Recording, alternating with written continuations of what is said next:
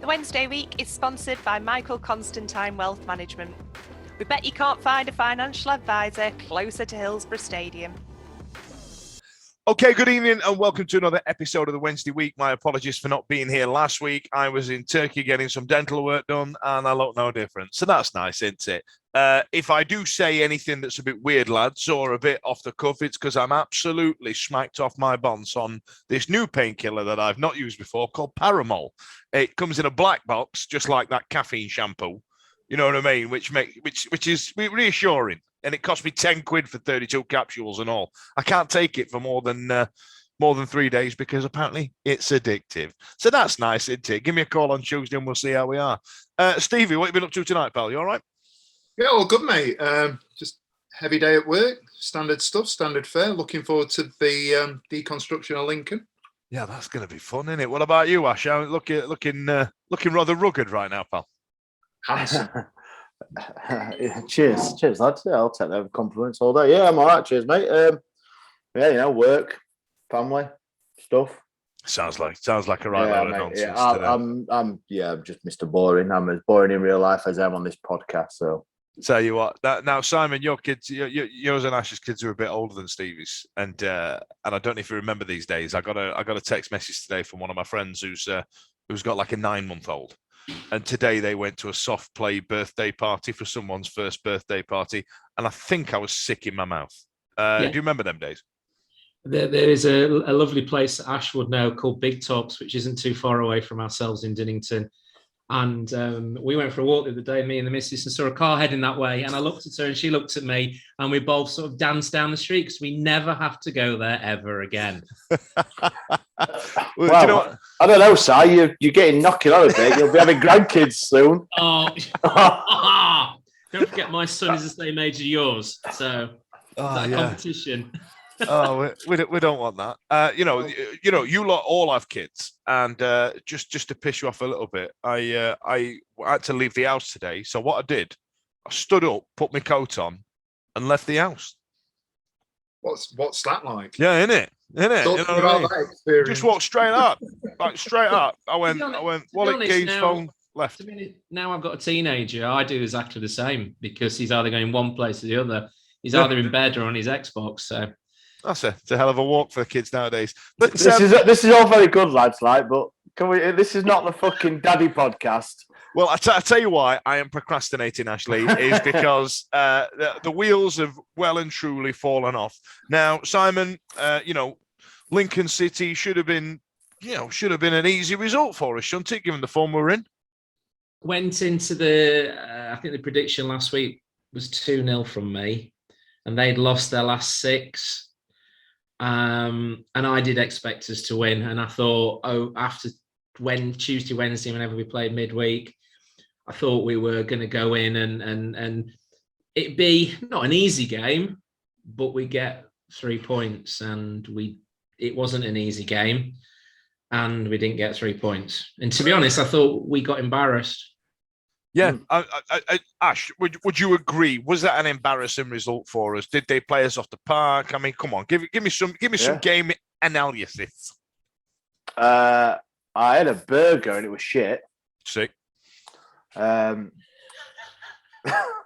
was the highlight of the day. No, shit burger? But shit burger, yeah. Name of your sex tape.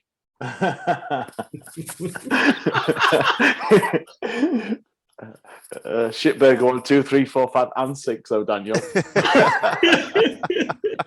I totally agree with Simon. I think I'm sure. Obviously, I don't speak for Sheffield Wednesday fans far from it, but I would say probably I would give a good percentage. We're looking at this game thinking we're on a good run. We had a good result on Tuesday night, and it wouldn't have been. There is no. I know it's a cliche, and we get them all out. There's no easy games, but on paper, like you say, they lost the last 6 in a cracking run of form ourselves. I would have said it would have been 2-0, 3-1 to Wednesday. I would have gone with something like that. We've always got a goal conceded in us, always. I think even now, I know we've had some good runs with with clean sheets, but I still think that we're always going to concede. But it just, from the early goal after, 4 minutes or something like that, I mean, it was just not the same Sheffield Wednesday in the last few weeks we've seen, not at all. And just I can't see how or why that happened. It wasn't like somebody had a bad game. Everybody had a bad game. I think for me, it was just a culmination of all 11 players that, for whatever reason, didn't turn up, didn't fancy it. I can't believe any of that, but it just didn't click for Darren Moore and his merry men. I might call the episode that, mate. I was going to call it "Wheels Come Off?" ? But now I think I might call it Darren Moore's Merry Men. Now, Stevie, like looking at the lineup, I know you've caught up on it just in the last few hours here, but like looking at the lineup, you've got your trio that we've all waxed lyrical about the last 10 games in Byers, Luongo, and Bannon. You've got Johnson and Hunt on the wing backs. You've got Story, Hutchinson, and Palmer at centre back. The only thing we've really tinkered with is the upfront partnerships and strike forces in Canberra and Berahino and this week, Darren went with Patterson and Berahino, a partnership that didn't play awfully. You know what I mean? And Saido scored as well, obviously, but I mean, it just. Do you reckon it was an element of complacency in there, or what? As we said, it was the first game that I think since Ipswich away that I've not managed to sit down and watch the full 94. So I've caught up. I was actually out doing the Edale Trail, and I managed to get the lineup. When you go out there, you get sort of varying sort of elements or levels of signal, Wi-Fi, and what have you, because you're right out in the middle of nowhere. The lineup pops up, and I've taken one look at it and gone, yeah, I'm happy with that. That's as good as it gets. Really, no arguments. Mendes Lang potentially would push for a starting place in our best 11. I think we spoke last week about the centre half situation, and given the strikers, obviously Gregory comes in, but and Windass, but with those two being out sort of mid to long term at the moment, you're looking at it and thinking Berahino's come in and done all right. Patterson on a rich vein of form. I was quite pleased at sort of 2:05 when I saw it. And then you get to the next pub, you get off the train, you get to the next pub and check the score at 3:05, 1-0 down, check WhatsApp group, we're going to shit by 3:15. Then the equaliser gives you a sort of a false faint dawn. sort of false dawn, a faint sort of, here we go, we're going to get something back.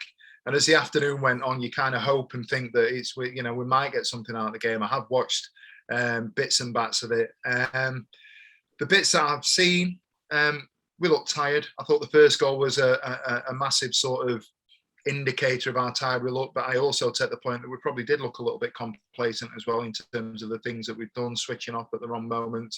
Think we're on a bit of a run, and maybe to an extent believing our own hype. And when we've had Bannon going out last week and saying we're going to go the rest of the season unbeaten. We've sat here and talked about we can go on a run. You start looking at what the teams around us are doing, and this time last week we were probably sitting there. I think me and Si were on, and we're sitting there thinking, without maybe not directly saying it, are we going to get second place? Are we going to catch Wigan? Are we going to get there? I think if anything, if we can take any positives out of Saturday, that's done and dusted now.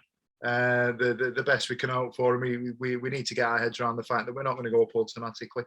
That result has kind of put a pin in things. I think there's a bit of work to be done around looking into where we are in terms of the teams around us and who they've got to play, and those teams that have got to play each other, and the kind of running that the teams that we've got to play and that the teams that are around us might have, and where that's going to find us finishing up. But based on everything that I've heard, seen, reviewed, it was an off day.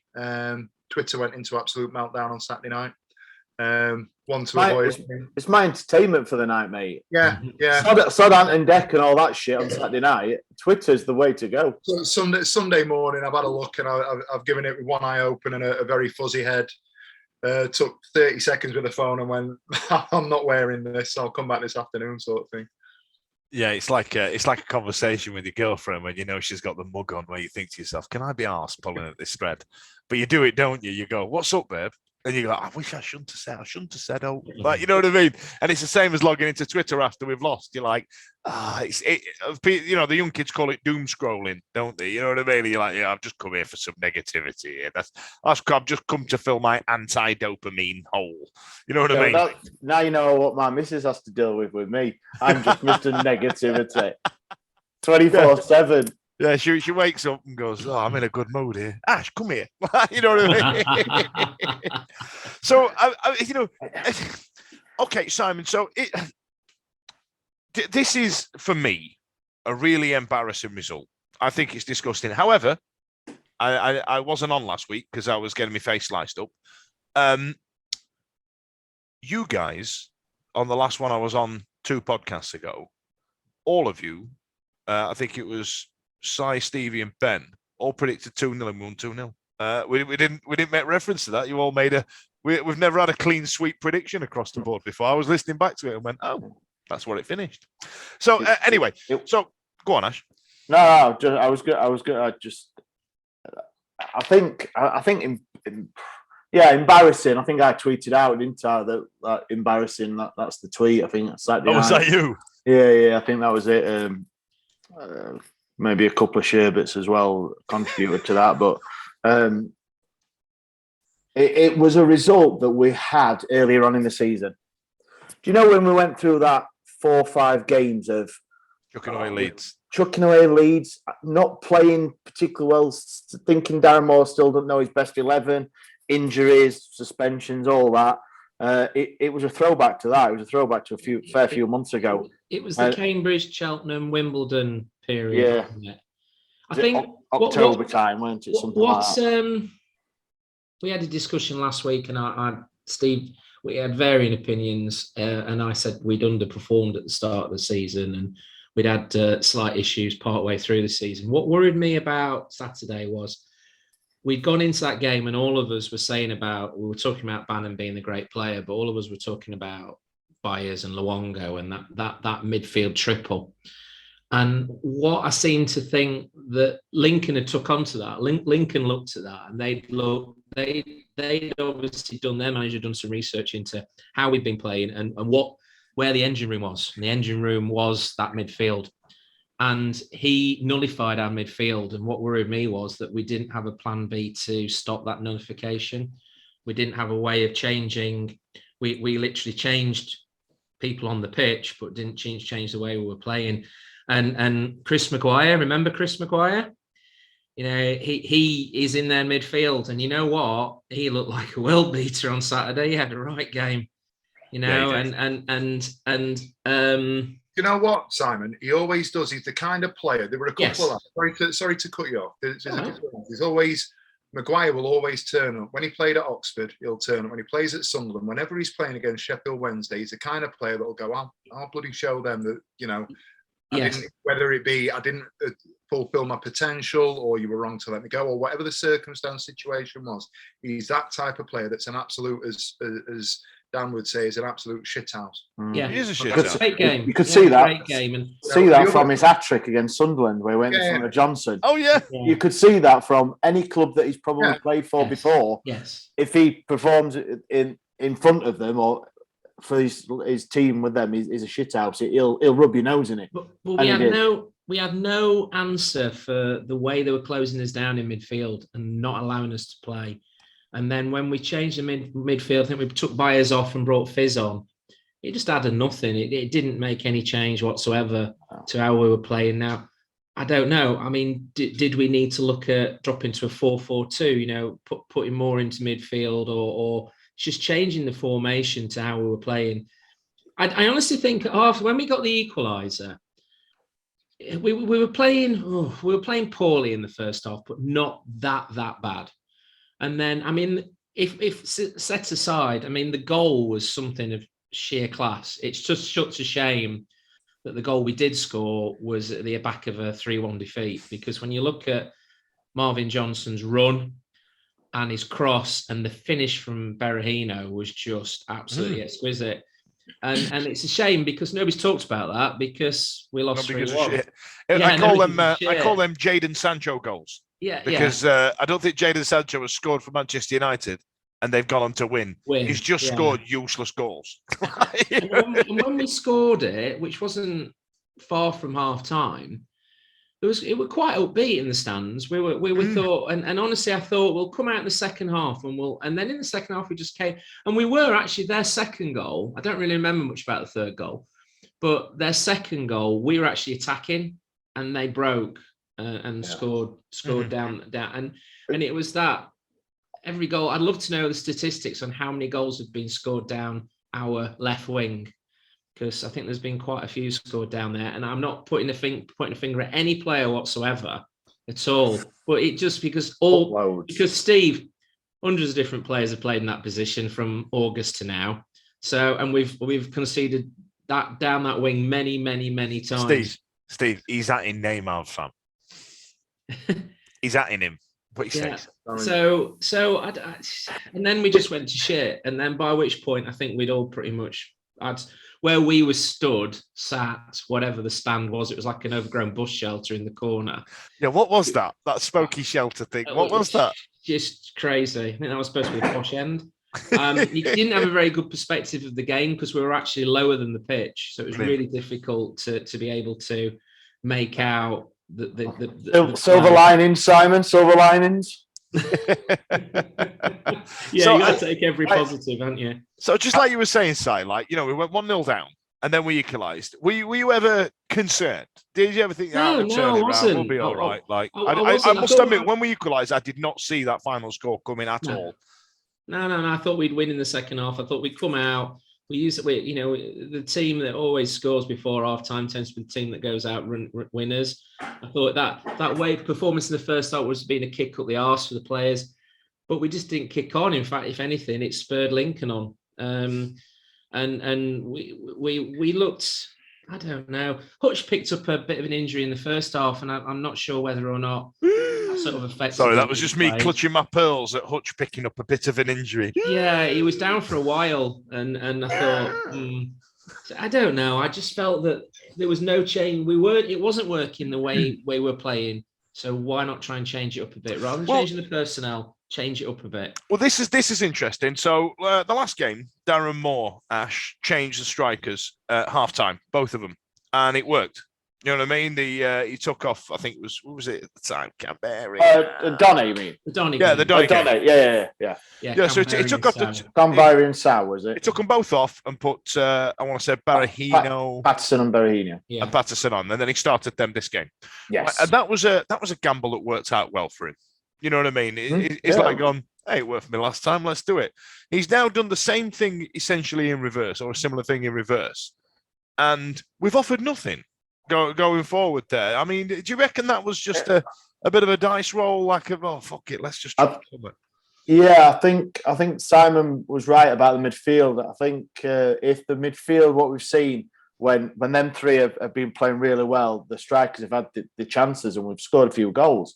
So I think if Lincoln obviously played it right and nullified down midfield, didn't let us play to how we want to play, and then the strikers aren't going to matter who you have up front, does it? I don't think if the service is not there, they're not going to get the chances.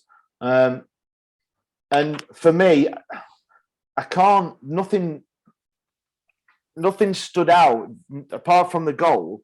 No blatant chances stand out from now. I was there, but I haven't watched the highlights. But I can't, from the Saturday game, I can't say I remember a great opportunity or a save from their keeper or anything like that stood out. The goal, yes, fantastic. But like you both said, Dan and Si said, you don't remember it really. Well, you will remember it, but it's a shame that it's come on the back of a really real poor performance. My issue, or what I thought was, if you take that performance as a one-off, then yeah, we've had a bad day. Everyone has bad days. Bloody hell, look at my hair. But I just don't want it to be October. I think it was October, where one result turned into another. Yep. And then another. and then yes, we might get a win, but then there's another. Do you know what I mean? I just want it to be a bad day at the office. That's it. Saturday, just forget. You know, like they say, you forget about the last result and go. I just don't want us to get another bad performance and then a squeaker draw at home. You don't want this to be Boxing Day snowball. Stoke. You know what I mean? We were third at Christmas. At Christmas, Boxing Day Stoke. You don't want that to be that result. Because there's usually and I'm always one when I'm on here to pick fault with people and say how shit and stuff they are, but all 11 it was just a bad day for everybody. There wasn't. Yes, Marvin Johnson had a cracking run, but he didn't really do anything else. On that run, he gave the ball away before he got the run. It was recycled straight back to him. He's gone to clear a routine ball down the line or over the top or whatever. Things that we've been sort of waxing lyrical about for the last month or so. Some say he planned it though, Steve. Some say he planned it. Listen, I tell you what, Ash. So what you were saying there, that's actually really interesting because I was watching a game and I was sat there thinking, this is really woefully bad. Like, I can't, like you said, I can't remember shots on goal. I can't remember clear-cut chances. I don't really recall them. So I went on, just before we recorded tonight, I went on to the BBC website to have a look at the stats. We had one shot on goal and we scored from it. We had one shot. They had 8. Do you know what I mean? They just beat us. Yeah. You know what I mean? And I looking at the players we had walk out on that pitch that day, that is straight up embarrassing. You know what I mean? I would that for me is more embarrassing than getting spanked 5-0 by Brentford at their gaff because they went up, they got promoted, they were a significantly better team. This is Lincoln bloody City. Do you know what I mean? It's like us walking away from Plymouth going, oh, we've been done 3-0, but Ryan Lowe's got them playing nice. It's Plymouth. It's Plymouth Argyle. It's not. They weren't even in a good run of form. It's not like they put 2 or 3 results together, had they? No. It was 6 2 or straight 3 losses. years ago, I watched that same club playing against Eastleigh FC. You know what I mean? In a pitch where they've borrowed the stand from a local rugby team. You know what I mean? Like what? Fair play to them, well done, but we still should be trouncing them, especially given the form we're in, especially the players we've got, especially the size and history of club and all the rest of it, or whatever argument you want to put on. I think that result is bloody dreadful. And I hope somebody gets an absolute ass spinning for it. You know what I mean? Because I'm mad about it. And do you know what? I'd show a lot more, So who would you put that blame to then for Saturday? Darren Moore for not changing it up. What, during the game or before the game? During you can't. Like you said, Stevie, the way it's set up and the players that he had to his disposal was the right call. You've got to say you can't. There was none of them players really that you would swap out. Obviously, if Gregory was a couple of weeks further on, maybe, or Iorfa, but they weren't. We are where we are. Another lovely cliche saying there, but it had to be in-game management from the manager. How's that, Dan? Is that what you mean? That's my issue. Because bear in mind, just like Stevie said, Chris Maguire turned up at that game, knew what threat Barry Bannon was, and absolutely disabled our entire midfield. All 3 of them. He absolutely disabled them on his own. And then, as a result, what did we do? We still left 3 people in the middle of the park getting their asses kicked by Chris Maguire, who's playing like a man possessed. So why not move somebody out? You know what I mean? Let him handle 2 players instead of 3 because he could clearly do it. Stick 3 up front. Go a 4-3-3, 4-5-1, however you want to play it. You know what I mean? He did bugger all, apart from take strikers off, put more strikers on. What's that going to do? They're not getting the ball. You know what I mean? What are you doing?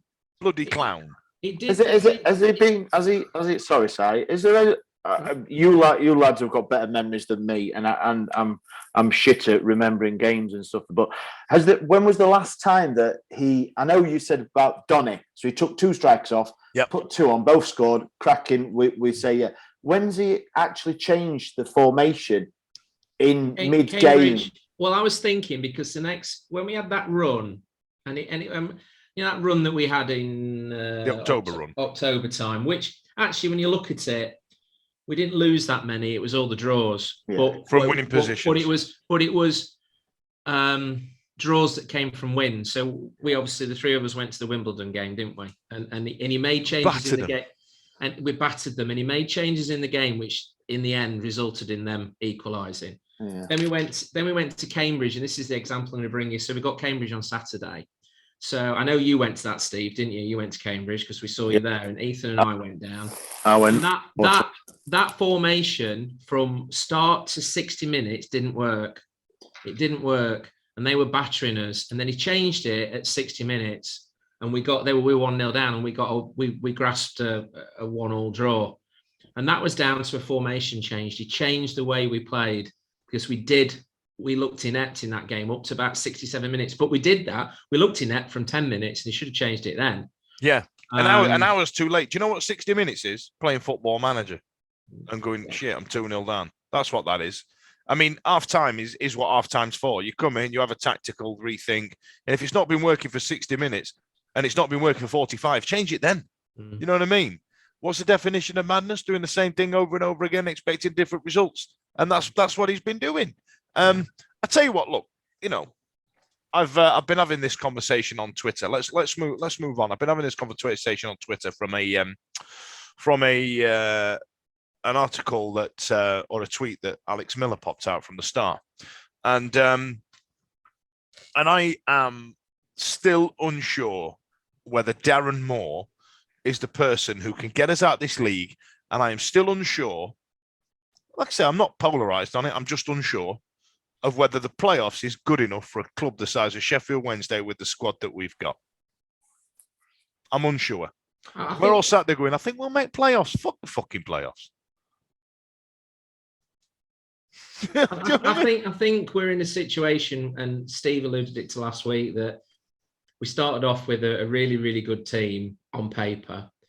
And we did. I was looking at the run results that we had up until Morecambe, where we were battering people, and then of course one of us, Ben, opened his mouth about us, you know, going through the entire season and not losing a game. Yeah, well, that went well.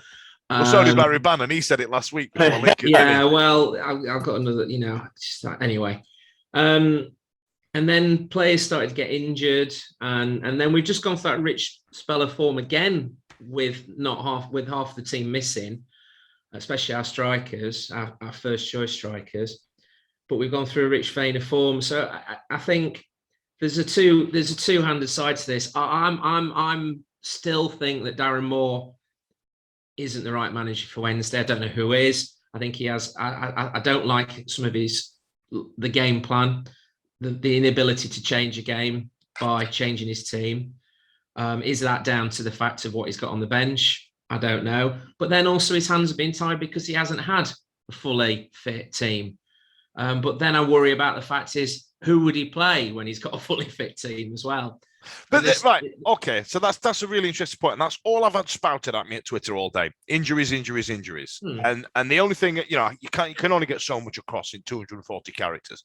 Now, we're not the only club in any league across any football club across the world that's suffered with injuries. Yes, right? Yes, there's some of the injuries that we have been high-profile ones. But again, we're not the only club that has high-profile injuries, right? And I would argue with anybody that we have got the most amount of depth in each position, with the exception of probably centre-back. All right, I'll give you that. Because we've had Iorfa, Harley Dean, Che Dunkley, you know what I mean? All phone a sick note in. We've got more depth than anybody in that league.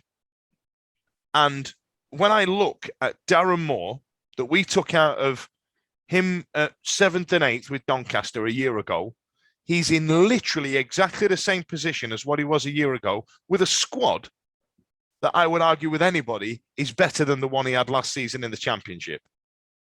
Now, how are people still defending Darren Moore? And I know this is going to sound a bit Adrian Durham. Don't get me wrong. And you know what I'm doing, and you know I'm trying to invoke reaction and people swearing at their radios in their car. But on paper, on statistics, he's got a better team than what he did at Doncaster. He's got a better team than what he did at the back end of last season. And he's nowhere. Argue with that. Steve, come on, back me up. All right. He's leaning forward. He's leaning forward.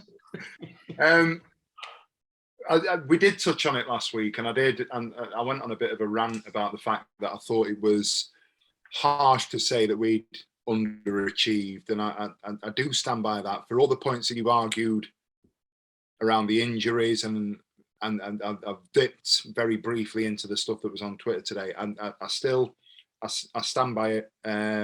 With the players that we've had out, we are where we are. I think you've got to. It's beyond just Darren Moore. This situation is beyond Darren Moore. We can talk about whether he's the right man or the wrong person for the job. We've had people that have gone in there that have fitted a specific profile since Carlos, and Carlos was.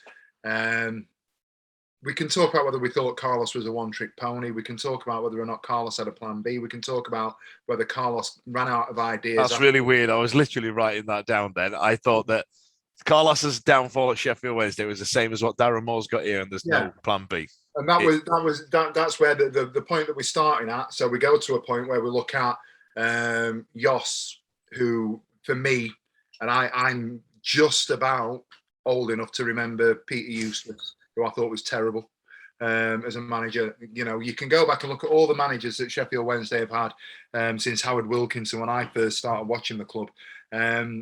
He's the worst one we've ever had for me. And I wouldn't include Pulis because Pulis was here for the blink of an eye. None of us went to Hillsborough to see him. I find that mental. We've had a manager at the club that none of us have seen live. I don't want to put no money into that shit. But it was a different, you know, you look at the managers that we've had from a sort of a profile point of view. Carlos was what Carlos was, and at the time it was great, and he got us the closest that literally Ben has been in his lifetime to getting back into the Premiership. He's given us the best years of football at Sheffield Wednesday for the last 25 years. That's a fact. You know, and he's rightly revered. And if he ever came back to the club and walked out at half time, I for one would be one of those people that would be absolutely tub thumping and saying he was an absolute phenomenon for us for that sort of 18 months that we had him. It was great. Replaced him with Jos, crap. Monk was a different profile of manager. Tried to change a philosophy. He was Brendan Rodgers light and ran out of ideas with the resources that he had. We've replaced him with Pulis because we've decided we're going to spunk it all against a manager that never gets relegated, has got the experience of doing it in the Premier League. He's not the right manager for the job. So we go around the houses. We look at Steve Thompson for a period of time. He wins 4 or 5 games. All of a sudden, do we give him the job full time? We lose a couple of games. Same with Bullen. We go, he's not the right manager for the job. We as a fan base are fickle as fuck. I'll tell you that now. Yeah. No way. Sorry, there is no way on God's green earth we are having this conversation tonight if we don't lose 3-1 against Lincoln. That is a fact, because last week it was all rosy. The week before it was great. While we're on a running streak, it's brilliant. Of course it is. That's football fans, isn't it? Of course it is. Of course it is. And that's why we love the club, and that's why we do this. And I do this to, you know, these conversations that we're having are great. And I know exactly what Dan's doing, and I know exactly why he's come to me first, because I'm going to be the person that's going to go, divide, and you guys are going to sit somewhere in the middle. I know that, and I get it. For me, Darren Moore is the right person for the job. I take all the points that Darren's made. Why is he the right man? Because I honestly believe he's offered a stability to the club that we've not seen since Carlos. So that stability means we finish 7th. We haven't finished. No. Oh yeah. Well, we can say that, but. Yeah. And obviously, listen, I'll be as frustrated as you 3 guys if we don't get into the playoffs. I'll be as frustrated as you are. Do I think we should have gone up? Yeah. Based on what I've seen this season. But we go back, me, you, Ash, Sai, and I think Ben. It was a Saturday afternoon at the end of the last season. I think was it the Derby game or the game before? We sat and had an hour and a half. It was a bloody epic podcast where we did a season review. We talked about it. We had some beers. The sun was out. It was bloody one of the best podcasts we've done. Yeah. And we sat there and we talked about season previews. What do we want to see out of pre-season? What do we want to see going into next year? And we said head and heart. We talked about it was Dave. Dave was on with us, and we talked about where we're going to finish head and heart. We were talking about us finishing in exactly the point we are now. And this is you. You guys did that. Mm-hmm. I Hey. 100%. I'm telling you now, and you can go back and listen. And Listen, let me just recap. Best podcast we've ever done. I I wasn't on. Yeah. And you lads said this. You were probably having something done, Dan. Something. Yeah, I was done. probably having some kind of work done. All right, so Simon, listen to Dan Fudge here. Right, so Steve says stability. There is a better mood around the club and all the rest of it. Now you've referenced it a couple of times this evening. Now you know why I'm coming to you. You see, and you thought I'd just chat bollocks on this. You see, No. Now you've outed me. Now you've outed me as. This is Now why you've you outed sit, me as that's why contrived. you sit in that seat. Right, so Simon here, you've referenced it a few times. I've even made a note of it. You've referenced it a few times tonight. The shite run we had in October. Yeah. Now, Steve is 100% correct. If we were still on this run, we wouldn't be having this conversation. However, now we've just lost in a really embarrassing defeat where we've had our asses handed to us by an ex-player and a team that were playing non-league football not 2 years ago, right? And all of a sudden, that now has shone a light on that piss-poor performance that we had at the first start of the season. Has that result not now made you think, shit, it's taken Darren Moore 5 months to work out who his first 11 is. It's taken him 5 months to work out who his good players were. What his formation was, it must have took him 3 or 4 months. Do you know what I mean? I actually think that he's been fortuitous in some points. Is the fact that if Fizz hadn't been injured in that game, oh God, I can't remember who we were playing now. Wigan. Anyway, if Fizz hadn't got injured, then would Byers have come in the side? And Byers has been a revelation, in my opinion, since coming in. That was forced upon him. That wasn't a choice. That was forced upon him. Sorry, Steve. Yeah, because he didn't pick him, did he, for ages? No, didn't pick him for ages. I've actually got that down for Ash as well. And I think all of us did actually say prior to Fizz getting injured is what is actually his role? What does he do? What is his role on the pitch? I'm not picking on Fizz at all. I'm not picking on him, but him. Picking on more. Look, I don't like. I hate bad mouthing any managers we've had or got or whatever. But I thought at the Burton game, we should never have conceded those 2 goals, right? So we come out 5-2, but in the period of when we conceded those 2 goals, we basically didn't show them any respect and we didn't play football and we just let them score 2 goals effectively. And then we had. We did, Steve. We was a deflection, to be fair. We should have. But deflection of a shot at goal. They shouldn't even have had a shot at goal. It was a case of we should have destroyed them because we did in the second half. We never should have scored 2 goals. We carried that performance on into Saturday. And what's the worrying niggle at the back of my head here? I want Darren Moore to succeed because if Darren Moore succeeds, I'm happy coming away from a football match. We get promoted. We go into next season. Players come in because they want to play for Sheffield Wednesday. We get promoted again. I don't want him not to succeed. However, I've got a nagging doubt at the back of my mind that he's not quite good enough. And the issues I've got is games like, and I'm going back to October again, I'm sorry, but games like where, and also when we got hammered towards the start of the season, Plymouth game, got absolutely hammered. When we need to see a reaction, we get back to Hillsborough. I don't know, we lost for a 0-0 draw or whatever. You know, it was this, struggling to change formations when the formation we've got isn't working. And the struggle I've got now is that I look at what we've got in front of us, and yes, correct. A week ago, I would have said, I can't see us. The only hard game I can see us playing is probably Milton Keynes and Portsmouth at the end of the season. Now I look and I'm going, I haven't got a bloody clue what result we're going to get here. Because Lincoln lost 6 in a row. They were just outside relegation. Absolute coupon buster. That one on Saturday. And I know you shouldn't take every game for granted. You know, we shouldn't. But we're on a form of we hadn't conceded, so we conceded. So, I mean, we've conceded what? 5 goals in 2 games. Yeah, exactly. We've gone from not conceding to why? And it's the same side. So at what point, to counter your argument, at what point does the the blame stop with the manager and start with the players. Because if you go back and watch this, and I've done it, you go back and watch the goals that we've conceded, we'd all sit here and say Hutch, and we've done it tonight. Hutch, phenomenal. I agree. Hutch, one of the first names on the sheet, outstanding. Bannon, divisive, but very few people argue he's going to play week in, week out.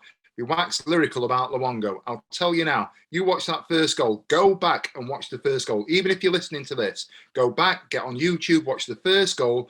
Sam Hutchinson doesn't look at the player he's marking. No, he doesn't. It doesn't happen. He's watching the ball, he's grabbing the man loses him. If he does a proper job of marking that player, we don't concede. It's 0-0 after 5 minutes. Wait, on the third goal, sorry, I'm back in teacher mode, sorry. Yes, sir. The third goal, I can vaguely remember, no hands up on this podcast. On the third goal, I can remember a tweet coming out, and it might have been Ash going, Stevie, what do you think about Palmer now? So somebody somewhere, forgive me if it wasn't you, Ash. Somebody somewhere has gone, what are we saying about Palmer now? And I've gone, well, I've not seen it because I'm out on the beer, but I've looked back and watched it. Palmer gets pelters for a man running off him. The man that ran off Luongo and Bannon first. Bannon and Luongo are marking a player or gone to mark a player. The players have gone that, and Bannon and Luongo have done that. Yeah.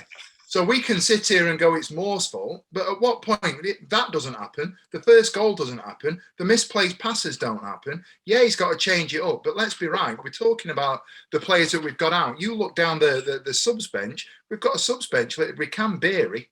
Sal on the bench, Gregory coming on after being injured, and then a team of centre halves. We haven't got a midfield with no backup. So he's working with one hand tied behind his back. He is, and you can go down it again and say, is that his fault because of the recruitment?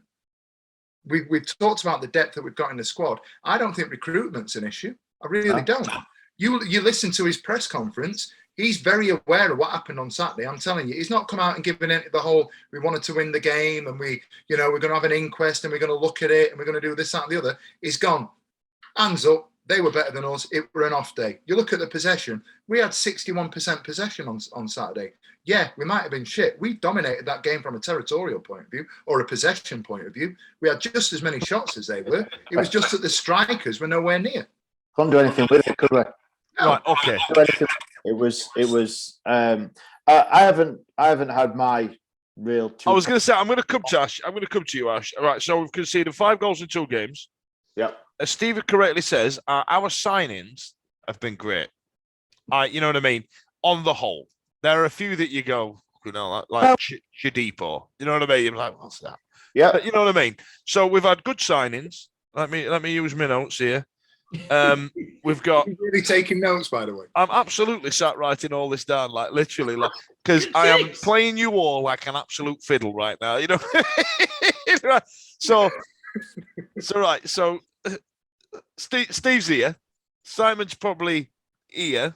You know what I mean? And something that Simon brought up here, Ash, as well. Yep. If we do go up via the playoffs, that I don't believe is good enough for us. What if we do go up? Is Darren Moore the bloke for the job for that league and all? Go on here. Watch this now. It's got to be, hasn't it? What do you mean? You can't. No. For what? So the manager gets you promoted by however, if he's first, second, or playoffs, you're not just going to give him the ball. You're going to give him at least like 3 months, 45 minutes. 3 months. Dave Jones. No, Paul Sturrock. 3 months. You are going to give him a bit of time, aren't you? Because he has. Right. So recruitment. Agree. Recruitment. Yeah, I don't think from the sticky point we've been with money situation and all that. I think he's done a. Is it him? In Stevie speak, he's done a B+. Right. I don't know if they do that anymore, Steve. It's not, is it? It's on number shit. 1 to 9s now. Is it? Yeah. He's on an 8. But then I would have liked, I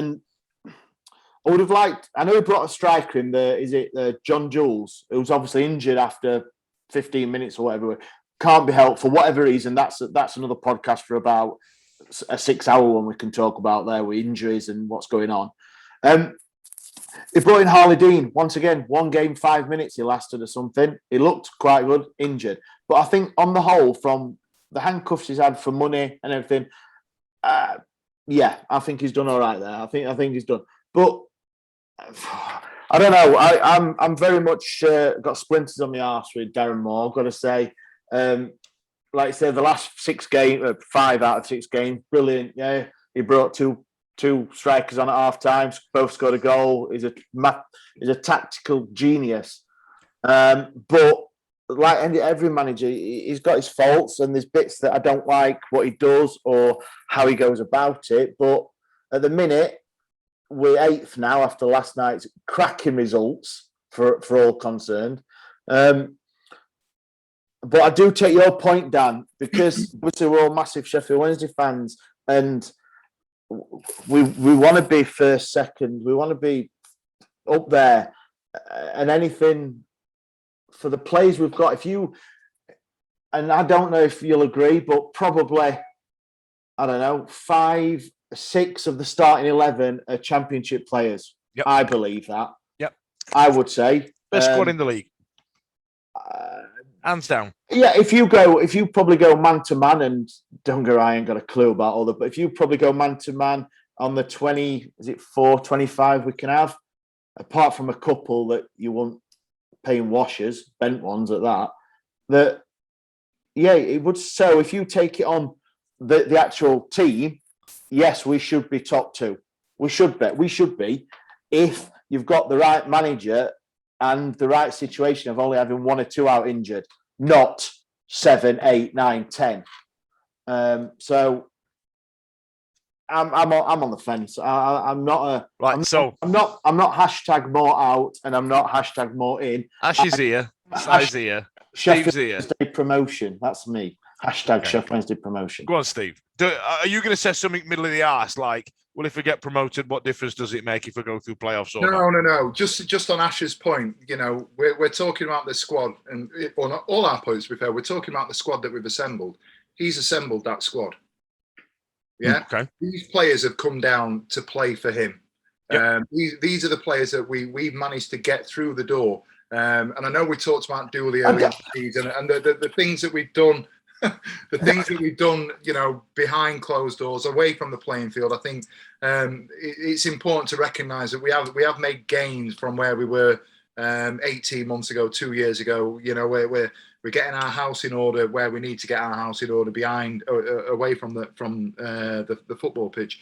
But we've signed a lot of players that have come in to play for Darren Moore, and that squad that has been assembled, that we say should be in the top 2. And I'm not disagreeing with that. I'm absolutely not. I'm just saying that we need to appreciate and recognise that there are circumstances that have meant we are where we are. And I think Darren Moore, to in part, don't get me wrong, I'm not saying that he's the best manager we've ever had. What I am saying is we need to cut the guy some slack, because he's working with various constraints and restrictions that, nobody could have foreseen. But why do I don't know, because obviously, look at me, I've never played a game of football in my life. But why do players want to play for Darren Moore? I don't know. That's a question. Well, if you listen to the things that they say, they will talk about the fact that as certain players will come to a club and say, I want to work for that person because he looks after me. He's people will play for people, and it's the way it is. Players play for managers. Players will respond to a manager or a coach in a certain way.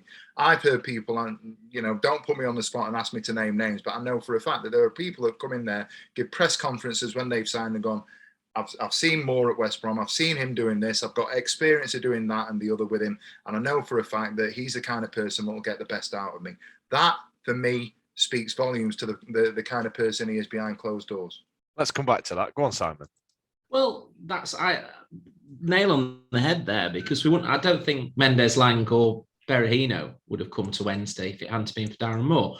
And Berahino, I think we've slated him for quite a few months now, but I think actually we're starting to see the player that we were hoping to see a few months ago. Yeah, but I'd with like to see him. Berahino, Simon, I think he's using us to try and restart his career. Mate, he can course he do is. that. He can do that as long, mate. He can do that all day long, as far as I can. That's where we are, aren't we? We're Yeah, and I that think- can and I fuck think- off. and I That think I Mendes- find really And embarrassing. I think Mendes Lang is trying to do. It will be doing the same. He's using it as a stepping stone for probably a higher place championship or a Premiership side. But I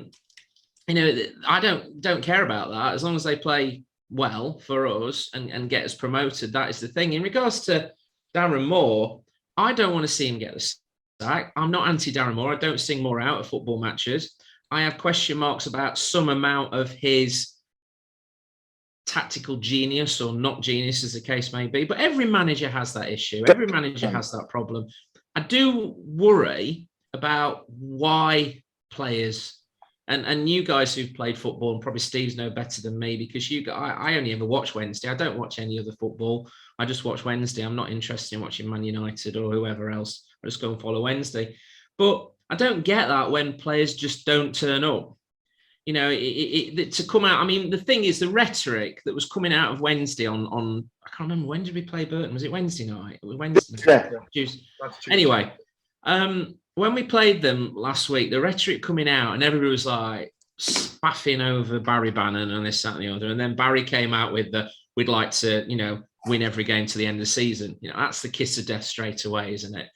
Everybody's going waxing lyrical about that game, which again, I don't think was one of the best games we've had, but there were well-finished goals and we've started changing the way we play outside the box. And that is hopefully that's down to Darren Moore, putting that into position and playing that sort of positions that we are playing and having shots from outside.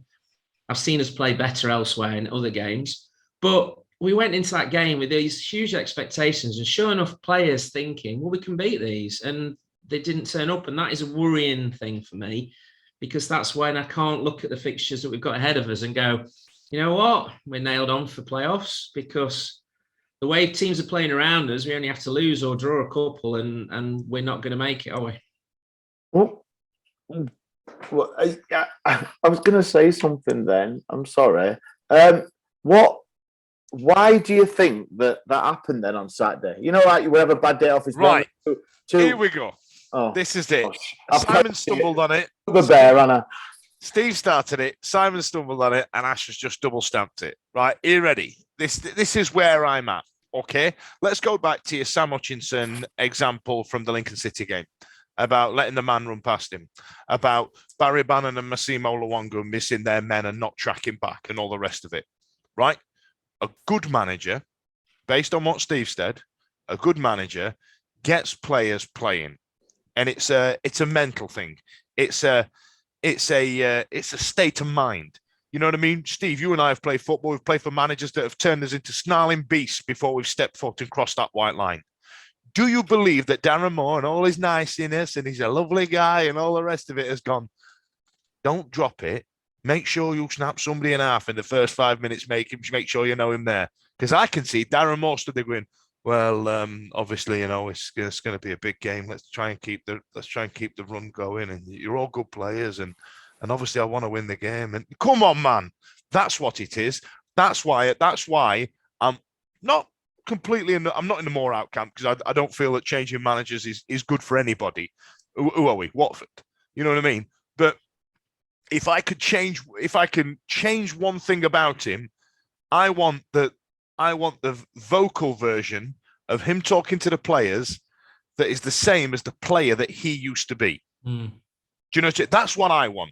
How do you know he's not being like that for them 5-6 games we've just won on the trot? Or what? Because we've got a better squad and we've got better players and we've got Barry Bannon kicking the shit out of everybody. And and Darren Moore did not believe that complacency would be a problem playing Lincoln City. And it was massive. We had players phoning it in because he didn't turn them into snarling beasts. That's what I think the issue was.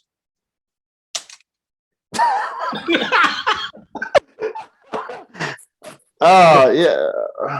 Well, you know what, Dan? that's it. Should we draw a We line? saw some of that against Burton when we conceded those 2 goals. We thought we were too good for them. We thought we were too good for them. We didn't have to try. And we had to go shit. And we had to dig deep, and we had to have the players to dig deep and come at us and go back again. You know what I mean? But we did it. And we did it. We did do something it. against Burton that 2 months ago we wouldn't have done. Yeah, but why is it happening in the first place? Because 2 months back in October, we didn't know what our bloody formation and best team were. That's embarrassing to start with.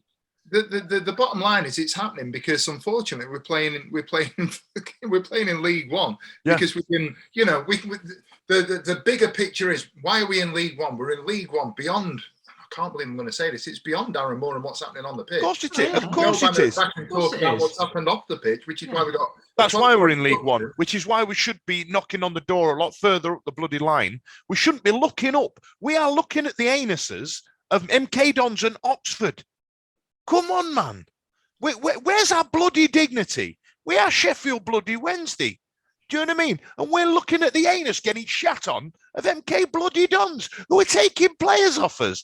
That is genuinely personally offensive to me. Do I believe that that's Darren Moore's problem 100%? Of course not. You know what I mean? Absolutely not. But I blame him for the first 4 months of mediocrity that we only actually broke into the playoffs for the first time in months last month. 2-3 weeks ago was the first time we actually broke in. And then all the results haven't got our way. And when I say all the results, MK Dons and Oxford haven't gone our way. Chuck Plymouth in the mix and all, and bloody Wigan and Rotherham. We're looking up at them.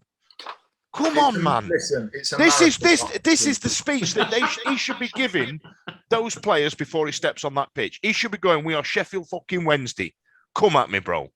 And You'd think with the characters we've got, especially like Hutch and Bannon, we'd have people in the dressing room who would actually, and are they going the other way? Are they going, well, we're Sheffield Wednesday, so we don't have to try. Do you know what? Those players that you just mentioned there, Si, are the ones that came back against Burton when they drew it up 2-2. Those are the players that grabbed everybody on the pitch by the scruff of their neck. It weren't Darren Moore bellowing and shouting at the side of the bloody, you know what I mean? Now I get it. You know, some people have different management styles and all the rest of it. I completely understand that.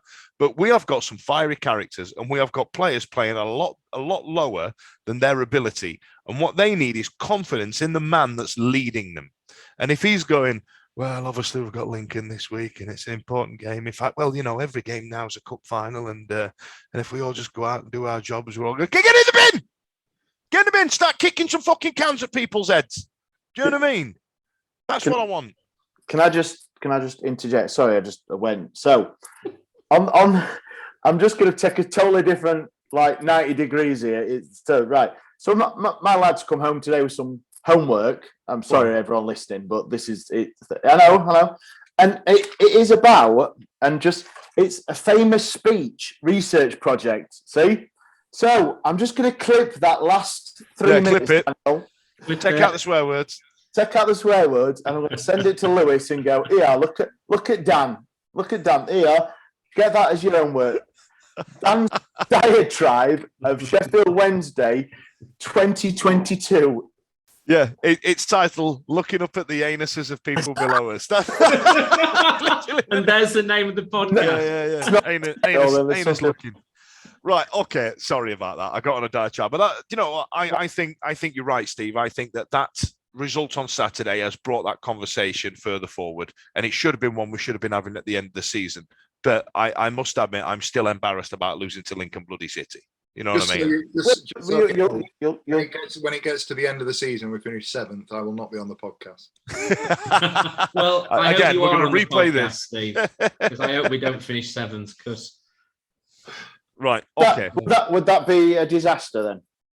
I think when sorry, I don't remember that. I ain't got the space on my page for that. I don't remember the beer infused sun out podcast, the best podcast ever. But Steve's got a far better memory than me. But at the end of the season, I agree. I think we would, because I remember when we got relegated from the Championship when Turner was manager, and we nearly got relegated out of the League One. You know, probably. Just after getting relegated at Derby, finishing just below the playoffs would have been great. But then the signings he's made, I'm a great believer that the signings he's made, which have come, Darren Moore has signed wisely and signed a really good squad. I wouldn't have thought from relegation that quality we signed. I personally didn't think we'd attract that No. that sort of No. caliber of player. No. Honestly, I didn't. Just because ignorantly, I thought League One is. But that's the worry, isn't it? The worry is now we get to the end of the season, we don't go up and they go. Because I think this, and I do believe this. We've signed a lot of players that have come to play for us, thinking we're going to bounce straight back up. Yep. The problem is, if we don't go up, the worry is there are certain players that have either signed contracts for us. Windass, I'm looking at you. Are you going to be here next year? There are players that have signed short-term deals. Whether Bannon's maligned, whether you believe that he's going to stay a long term or not, we can argue about that. The major one for me is Luongo. Yep. Are we going bear in mind, being in League One as well is costing them $5-6 grand a week each. Yeah. You know what I mean? Like, there's a personal endeavour to. But listen, we could do. There's a lot out of contract in there. There's a lot. There is. I've got to worry about time here, and we'll pick this up another time. We'll pick this up closer to the end of the season, or the next time we lose to an embarrassing team. Like, you know what I mean? Next time we lose to Shrewsbury or something. We've got Cambridge. We've got Cambridge on coming Saturday. up. Another team that we haven't beat yet this season. Yeah, innit? Coming up this time next week. Another team that we've not beat this season is Cambridge. Simon, can I trouble you for a prediction? Oh crap. I'd like to see a bounce back from Saturday.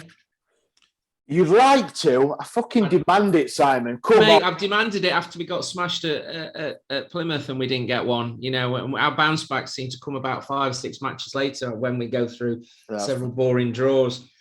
They weren't good, Cambridge, when we played them. We played the wrong formation and we eventually managed to grasp a draw out of a loss. I would hope that we're going to beat them. I'll go for 1-0 Wednesday. 1-0, Simon. What about you, Smashed Off Elise? I don't know. I know jack shit about Cambridge, as in their form and their players. I know I went to the game away. Same with Simon. It was awful. You just like one person serving at the bar. The queue was horrendous, man. It was stupid. It was like just 1 in, 1 out, serving with cans. I love that you've got an encyclopedic knowledge of the catering facilities at a lot of League One grounds this season, Ash. But yeah, can you name the starting lineup and who scored? What were their Balti pies like though? Top banana. That's the lads.